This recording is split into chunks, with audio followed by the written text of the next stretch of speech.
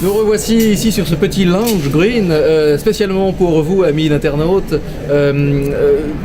ce petit face-à-face avec Ted Nelson.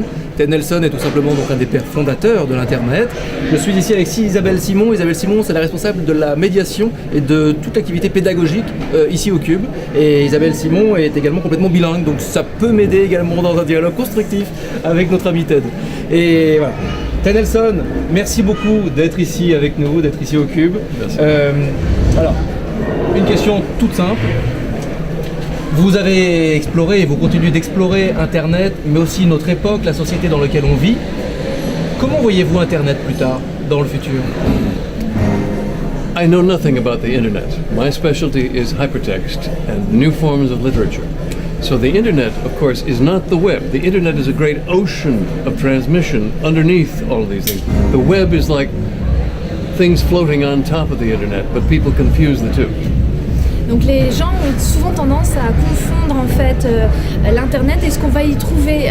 Ted Nelson, en fait, sa spécificité, c'est vraiment l'hypertexte et c'est pas à confondre avec le web, le réseau en tant que tel, où il y a énormément de choses qui flottent et qui s'agrègent autour de tout ça. Alors du coup, c'est le moment de parler de l'hypertexte. C'est quoi l'hypertexte? I was a media guy. I published my own magazine. For the Dada Club at Swarthmore College, I made movies. I did a great deal of writing. I was a photographer, and so when I saw the computer, I said, "This is not an engineering device. This is a media machine." Donc Ted Nelson, en fait, c'est une personnalité des médias à la base. C'est quelqu'un qui a beaucoup écrit, qui s'est intéressé aux livres, aux magazines, au cinéma. Et quand il a vu arriver en fait les premiers ordinateurs, il s'est dit ça, c'est pas quelque chose pour les ingénieurs, ça c'est quelque chose pour les gens qui s'occupent des médias, pour les créateurs. And so the question became, what will be the literature of the future? I say literature. And I thought because I understood writing and literature, I needed to design the documents of the future because the technicians would ruin it. And I believe that is what has happened. Donc en fait, ce qui l'intéressait aussi, Ted Nelson, c'est le futur de la littérature, qui n'était pas comprise par les gens qui étaient plus techniques et qui sont d'ailleurs, d'après lui, en train plutôt de détruire tout ça. Mais lui, ce qui l'intéressait, c'est plutôt d'envisager une nouvelle forme de littérature et à l'époque du lancement de tout ce qui était Internet et aussi dans le futur. And it's been a very difficult time because my group was developing a different kind of hypertext. And if it were not for certain political moves in 1988, we would have been there ahead of the web. Now this is the kind of hypertext that I work on. Donc en fait, le groupe aussi auquel appartient, le groupe de pensée en fait, auquel appartient Ted Nelson, n'est pas juste en train de suivre des mouvements politiques et il y a différentes formes de pensée à l'hypertexte et eux ont leur propre façon de voir tout ça. Donc là, il est en train de nous montrer une petite démonstration, donc exclusivité, là en direct sur ce petit plateau pour les 10 ans du Cube. Nous avons ici un différent type d'hypertexte avec connexion visible. We see here the connections between the actual pages, and we can step through the individual connections to see which ones, to see each one individually. So the connections are completely visible.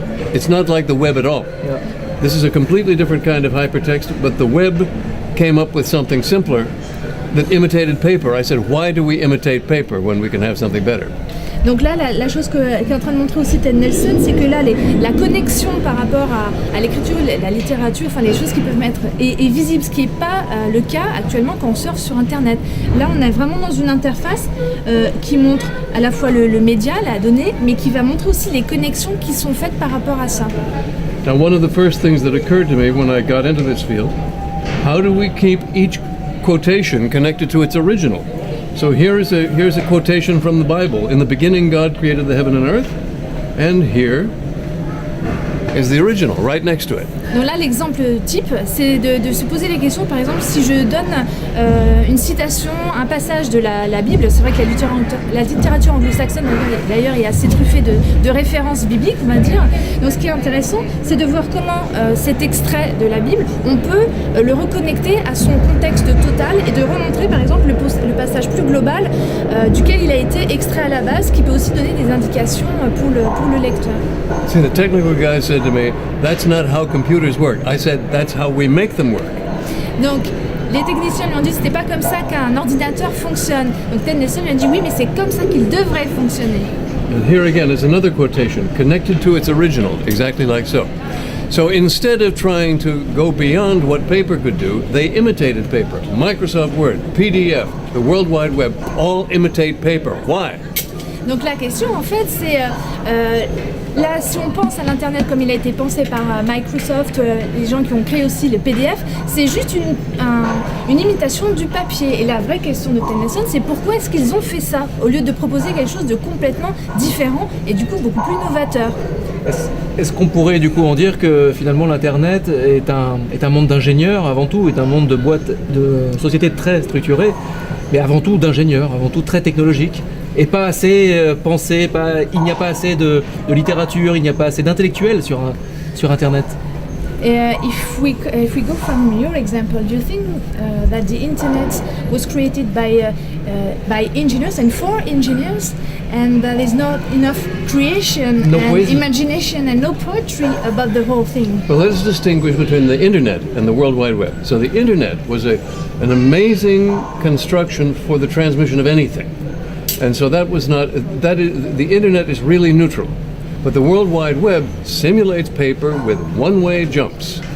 Ok, donc la différence c'est toujours la confusion en fait entre l'internet, le réseau et le World Wide Web, c'est-à-dire le www que vous rentrez très souvent, tous les jours sur votre ordinateur. Et c'est pas la même chose parce que l'internet, le réseau, c'est juste un moyen de transmettre énormément de données. Et après le World Wide Web, c'est ce que les gens, c'est ce que les sociétés, les compagnies en ont fait et les deux choses sont différentes. Wait, and the World Wide Web, again, it's a different idea. They imitate paper, rectangular. Now, my thoughts are not rectangular. Most thoughts are not rectangular, but for 2,000 years we have had to put them in rectangles of paper. Now we are free, but we stay in the rectangles because we are accustomed to the prism. Voilà, donc le World Wide Web garde le modèle carré rectangulaire plutôt comme une page du papier, alors que quand on réfléchit, quand on est en train de réfléchir, on articule nos pensées, on pense pas sur un carré, on pense avec différentes choses qui vont s'agréger. Et donc la question c'est pourquoi on est toujours figé sur ce modèle du carré, du rectangle donné par les bases du papier. On a bien été un jour obligé de mettre le www dans des cases, dans des ordinateurs, dans des iPhones, et du coup on est obligé de passer par des pages carrées finalement et une représentation très, très pragmatique de l'internet. Effectivement ça manque de poésie et ça manque de cloud, ça manque de... Well, the thing in what we're saying is that at the moment we had to figure out, structure that will be attainable by all kinds of people. So that's probably why the model of paper business is still the most used today, instead of having all kind of clouds going and connecting to each other. I have a more respectful view of the human mind. Voilà, il a une idée beaucoup plus respectueuse je dirais du cerveau, de notre capacité à inventer des choses. Donc la question est qu'est-ce qui pourra arriver dans les années futures? Et alors qu'est-ce qui peut arriver dans les années futures? Est-ce que vous avez déjà des pistes de réflexion? Vous travaillez en permanence sur ces projets-là? Je travaille à ceci until it works. until we have it. Donc le projet principal de TED, c'est d'arriver à faire connaître plus ce projet, de continuer à travailler sur le projet dont vous venez d'avoir une démonstration, jusqu'à ce qu'il puisse vraiment être accessible et que ça fonctionne en fait, et qu'on puisse l'utiliser.